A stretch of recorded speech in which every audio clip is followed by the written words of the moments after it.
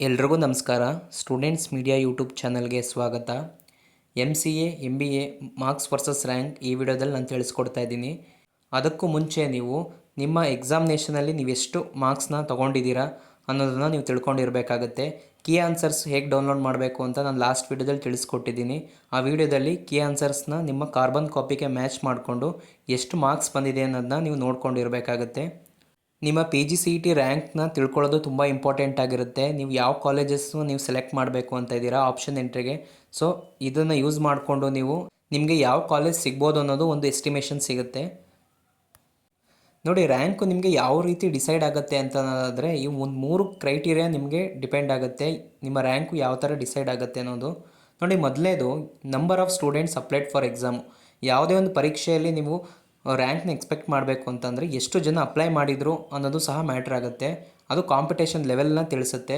ಹಾಗೆ number of students attended the exam, apply ಮಾಡಿರೋದ್ರಲ್ಲಿ ಎಷ್ಟು ಜನ ಅಟೆಂಡ್ ಮಾಡಿದ್ದಾರೆ ಅನ್ನೋದು ಸಹ ಇಂಪಾರ್ಟೆಂಟ್ ಆಗುತ್ತೆ ನಿಮ್ಮ ಒಂದು ರ್ಯಾಂಕ್ ಡಿಸೈಡ್ ಆಗೋಕ್ಕೆ. ಮೂರನೇದು game changing, difficulty level of examination. ನೋಡಿ, ಡಿಫಿಕಲ್ಟಿ ಲೆವೆಲ್ ಎಕ್ಸಾಮಿನೇಷನ್ ಇತ್ತು ಅಂತ ಅಂದರೆ ಎಲ್ರಿಗೂ ಸಹ ಅದು ಡಿಫಿಕಲ್ಟಿ ಆಗಿರುತ್ತೆ. ಸೊ ಅದನ್ನು ಸಹ ಇಂಪಾರ್ಟೆಂಟಾಗಿ ನಾವು ಕನ್ಸಿಡ್ರೇಷನ್ ತೊಗೋಬೇಕಾಗುತ್ತೆ. ಪರ್ಟಿಕ್ಯುಲರಿ ಈ ವರ್ಷ MCA MBA PGCET ಎಕ್ಸಾಮು ಹೇಗಿತ್ತು ಅಂತಂದರೆ ಸುಮಾರು ಜನ ಸ್ಟೂಡೆಂಟ್ಸ್ಗಳು ಈಸಿ ಟು ಮಾಡರೇಟ್ ಅಂತ ಹೇಳ್ತಾ ಇದ್ದಾರೆ. ಡಿಫಿಕಲ್ಟಿ ಅನಿಸಿದ್ದು ಸ್ವಲ್ಪ ಮ್ಯಾಥ್ಮೆಟಿಕ್ಸಲ್ಲಿ ಸ್ವಲ್ಪ ಟೈಮ್ ಕನ್ಸಂಪ್ಷನ್ ಇತ್ತು ಅಂತ. ಸೊ ಮ್ಯಾಥ್ಮೆಟಿಕ್ಸಲ್ಲಿ ಈ ಸಲ ಅಷ್ಟೊಂದು ಕ್ವಶನ್ಸು ಬಂದಿರಲಿಲ್ಲ. ಸೊ ಅದರಿಂದ ಈಸಿ ಟು ಮಾಡರೇಟ್ ಅಂತ ನಾವು ಕನ್ಸಿಡ್ರೇಷನ್ ತೊಗೋಬೋದಾಗಿದೆ. ಫಸ್ಟು MCA ನೋಡೋಣ. ನಿಮ್ಮ ಸ್ಕೋರ್ ಏನಾದ್ರು 90+ ಇತ್ತು ಅಂತನಾದರೆ ನಿಮ್ಮ ರ್ಯಾಂಕಿಂಗು ಫಸ್ಟ್ ಟು 200 ಇರುತ್ತೆ. 200 ರ್ಯಾಂಕ್ ಒಳಗಡೆ ನೀವು ಎಕ್ಸ್ಪೆಕ್ಟ್ ಮಾಡ್ಬೋದು. ಅದೇ ಥರ ನಿಮ್ಮ ಸ್ಕೋರ್ ಏನಾದರೂ 80ರಿಂದ 89 ಈ ಒಂದು ಮಾರ್ಕ್ಸ್ ರೇಂಜಲ್ಲಿ ಇದೆ ಅಂತಂದರೆ ನೀವು 200 ರ್ಯಾಂಕಿಂದ 500 ರ್ಯಾಂಕ್ ಒಳಗಡೆ ಎಕ್ಸ್ಪೆಕ್ಟ್ ಮಾಡ್ಬೋದು. ಅದೇ ರೀತಿ 70ರಿಂದ 79 ನಿಮ್ಮ ಸ್ಕೋರ್ ಏನಾದ್ರು ಇತ್ತು ಅಂದರೆ ನೀವು 500ರಿಂದ 1000 ರ್ಯಾಂಕ್ನ ಎಕ್ಸ್ಪೆಕ್ಟ್ ಮಾಡ್ಬೋದು. ಅದು 50 ಅಲ್ಲ 500. ಹಾಗೆ ನಿಮ್ಮ ಸ್ಕೋರ್ ಏನಾದ್ರು 60ರಿಂದ 69 ಈ ಒಂದು ರೇಂಜಲ್ಲಿ ಇತ್ತು ಅನ್ನೋದಾದರೆ 1000ರಿಂದ 2000 ರ್ಯಾಂಕು 2000 ರ್ಯಾಂಕ್ ಒಳಗಡೆ ನೀವು ಎಕ್ಸ್ಪೆಕ್ಟ್ ಮಾಡ್ಬೋದು. ಹಾಗೆ 50ರಿಂದ 59 ಮಾರ್ಕ್ಸ್ ಏನಾದ್ರು ಇತ್ತು ಅಂತಂದರೆ ನೋಡಿ, ಇಲ್ಲಿಂದ ಕಾಂಪಿಟೇಷನ್ ಟೈಟ್ ಆಗ್ತಾ ಹೋಗ್ತದೆ. 2000ರಿಂದ 5000 5200 ರ್ಯಾಂಕ್ ಒಳಗೆ ಹೋಗೋವಂಥ ಚಾನ್ಸಸ್ ಇರುತ್ತೆ. ಹಾಗೆ ನೆಕ್ಸ್ಟ್ ಬಂತು ಅನ್ನೋದಾದರೆ ಅದು ಇನ್ನೂ ಸಹ ಕಾಂಪಿಟೇಷನ್ ಲೆವೆಲ್ ಟೈಟ್ ಆಗುತ್ತೆ.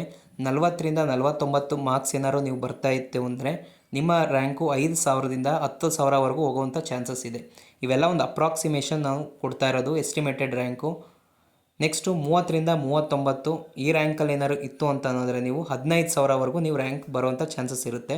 ಹಾಗೆ ಅದರಿಂದ ಕೆಳಗಡೆ ಬಂತು ಅನ್ನೋದಾದರೆ 15000ದಿಂದ 18000 ಟೋಟಲ್ ನಂಬರ್ ಆಫ್ ಅಪ್ಲೈಡ್ ಈ ಸಲ ಕ್ಯಾಂಡಿಡೇಟ್ಸು 18-19 ಜನ ಅಂತ ಹೇಳ್ತಾ ಇದ್ದಾರೆ.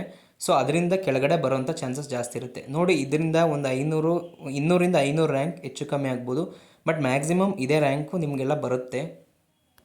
90 ಮತ್ತು 90 ಅಬೋ ಯಾರೂ ಅಷ್ಟು ಸುಮಾರಷ್ಟು ಜನ ತೆಗ್ದಿರಲ್ಲ. ಸೊ ಅಲ್ಲೇನಾದ್ರು ನಿಮಗೆ ಒಂದು 100 ರ್ಯಾಂಕು ಹತ್ರ ಬಂತು ಅನ್ನೋದಾದರೆ ನಿಮ್ಮ ಒಂದು ರ್ಯಾಂಕ್ ಎಲ್ಲ ಸ್ವಲ್ಪ ಮುಂದೆ ಹೋಗೋ ಚಾನ್ಸಸ್ ಇರುತ್ತೆ. ಸೊ 90 ಹೋಗೋದು ತುಂಬ ಕಮ್ಮಿ ಇದೆ. 80ಯಿಂದ 85 ನಾವು ಟಾಪ್ ಮಾರ್ಕ್ಸ್ ಅಂತ ನಾವು ಕನ್ಸಿಡರ್ಗೆ ತೊಗೋಬೋದಾಗಿದೆ.